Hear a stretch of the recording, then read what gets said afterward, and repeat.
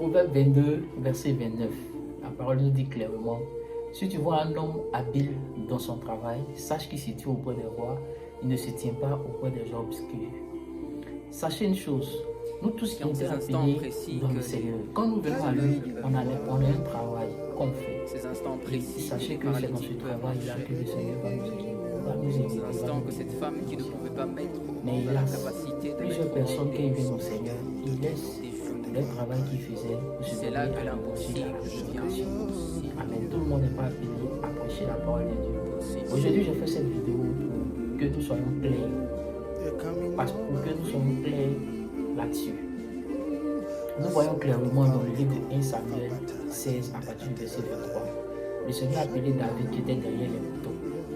Et David qui était derrière les moutons avait aussi un travail qui était la musique. En plus du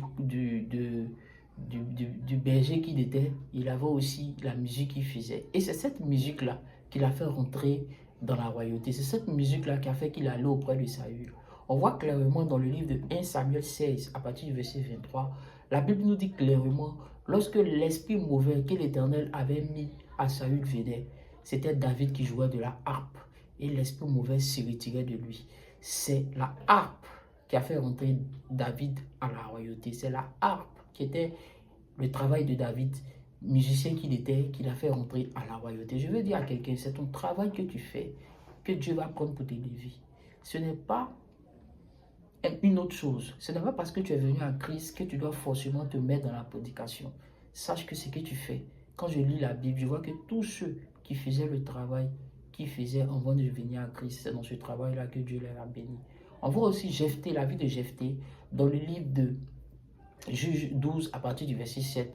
Jephthé le Galadite, l'enfant de la prostituée. La parole nous dit clairement que voici un homme que sa mère était prostituée, qui avait été rejeté dans le pays d'Israël. Il avait été rejeté. Et voici que le peuple d'Israël était attaqué. Et ils ont eu recours à ce Jephthé-là. Et c'est Jephthé-là qui a relevé le défi en Israël en ce temps. Et on voit par la suite dans le livre de Juge 12, à partir du verset 7, que Jephthé est devenu le roi d'Israël. Qu'est-ce qui s'est passé? Il avait un métier, il avait un travail, c'était un combattant, c'était un guerrier. En d'autres termes, c'était un chef de guerre. Il était un chef de guerre. Ça, c'est un métier aussi. Alléluia. On voit que c'est ce métier-là qui a permis qu'il soit le juge en Israël. Je veux dire à quelqu'un, ne laisse pas le métier que tu fais, ne laisse pas le travail que tu fais quand tu viens dans le Seigneur. Continue à persévérer dans ce que tu fais. C'est dans ce travail-là que le Seigneur va prendre pour t'emmener à la royauté. En d'autres termes, c'est ce travail-là qui va t'élever. C'est ce travail-là qui va te bénir.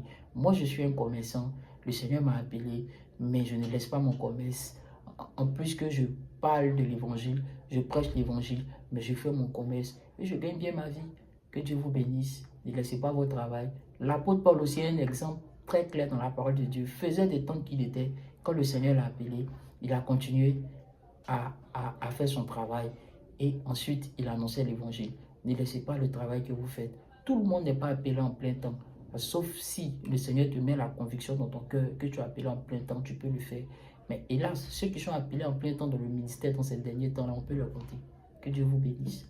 Vraiment, faisons ce que le Seigneur nous a dit de faire et le Seigneur va nous bénir. Amen.